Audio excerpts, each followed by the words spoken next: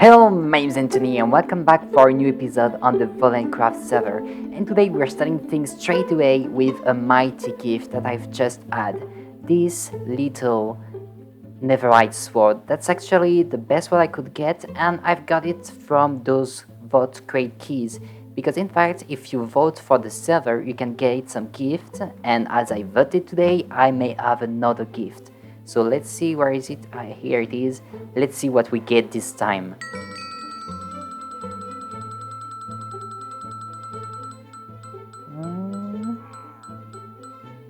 Not emerald, 16 diamonds, that could be cool. Mending book would be perfect. Oh, zombie spawner. That could be pretty handy. Not to get any resources, but to have a sort of XP farm, that could be pretty handy.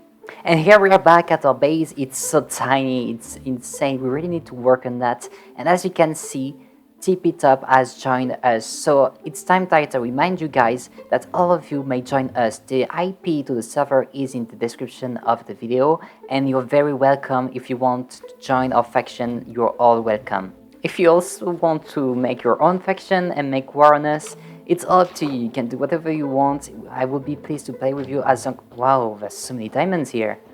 I guess they based... Oh, and they worked on that. That's so cool.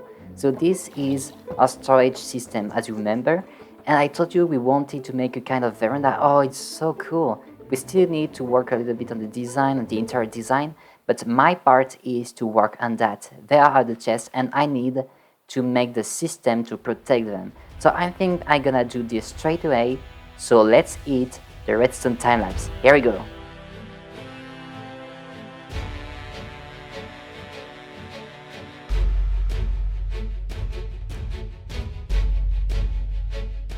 And I forgot to launch the recording.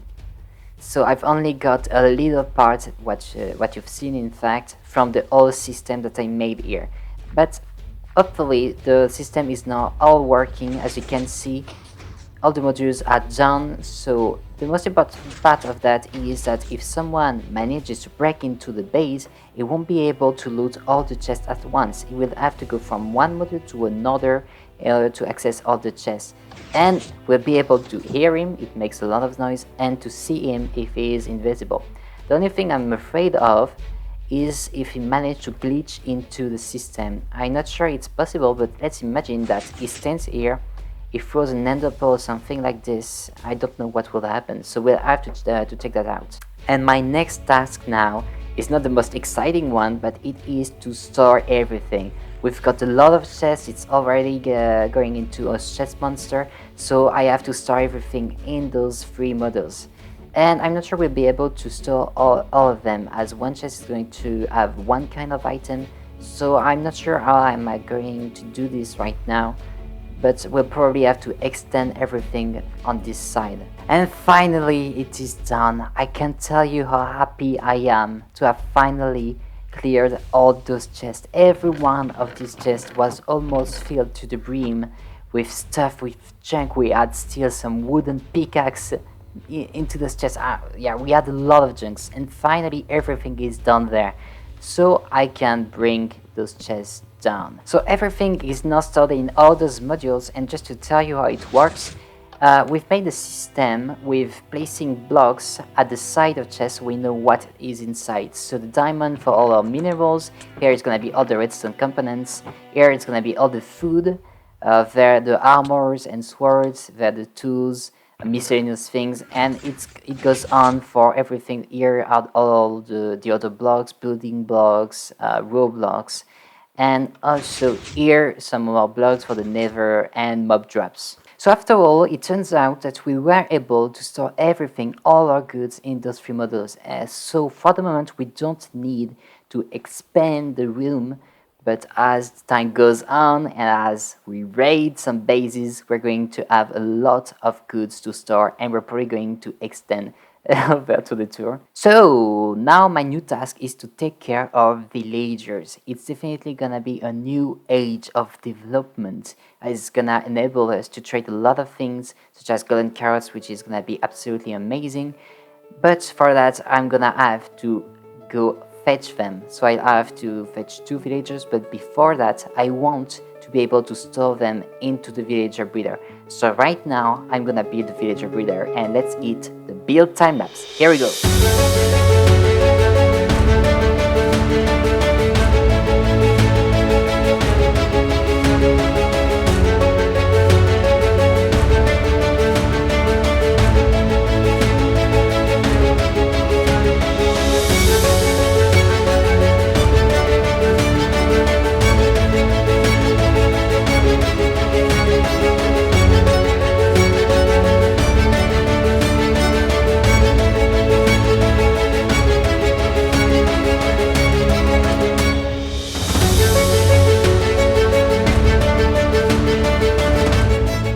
And here we go, a nice villager breeder just done, even though it's not finished yet, as you can see, for the simple reason that I need some villagers.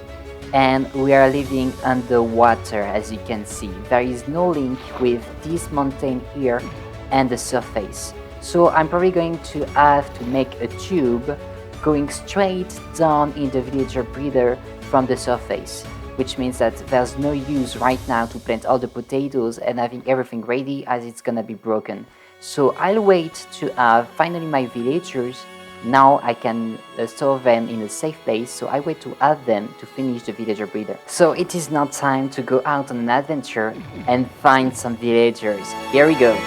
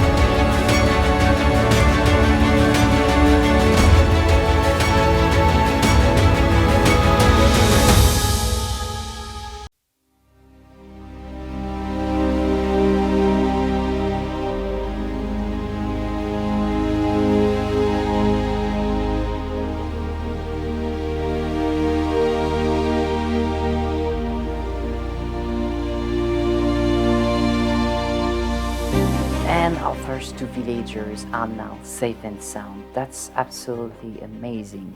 It's always a bit of a pain to get villagers somewhere. As you may have seen, I had to build a huge pipe just here to get them down here, but hopefully they shouldn't be moving at all now. So now the next step is gonna be to farm some potatoes so I can feed them and start a mass production of villagers. Also, our faction is now called Atlantis, as we live underwater. So these guys are our first two Delamanus, I think that's the way it's pronounced. So now we have to start making more of them. Alright, so all the potatoes are planted. Let's give them the leftover. That should have them started. So we'll be back later and we'll see if they finally made a baby. Meanwhile, I can show you what the progress we've done here at the base. So we'll have to change decoration, that's for sure. But TippyTop has designed something which gives a use to the pig spawner we got in the gift. So if someone has a looting free sword with fire aspect on it, that's definitely handy. As you can see, I can how many are they? Oh, there are 7, okay. So I can kill all the piggies like this, and then I get a lot of cooked pork chops. So, oh, that's really a lot. Okay, and also some raw pork chops. Okay, these we can sell them. So if you've got fire aspect, you'll get most of it as cooked pork chop. That's really cool. And we've also made a lot of progress as the exterior. As you can see here, we have TippyTop's design for the pig farm. It's not working well, I think. I suppose these pistons should be pushing the pig into the water, so I have to talk with him about that. And also, Tutor has been working a lot on the exterior of the storage room. He's added a lot of glass, Also stone pillars. I think it's looking amazing. And in the interior of the storage room is added 2 more modules. So I had those 3 modules working, and now I have. Oh, where are you coming from? Oh, from behind the modules. Okay, so there are some dark areas there. Okay.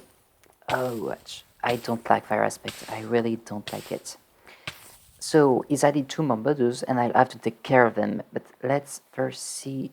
Oh yes, let's imagine that a creeper spawns here. That will be a disaster. Oh, and that's. Oh god, I didn't know that there was this. Okay, that's a secret passage. Okay, wonderful. There are more secret passages, I've been told, but I don't know where they are. We've also had the idea to add some secret passages behind those arches and behind those doors. So here is the secret passage leading to the base over there, but we can do one for every single passage here.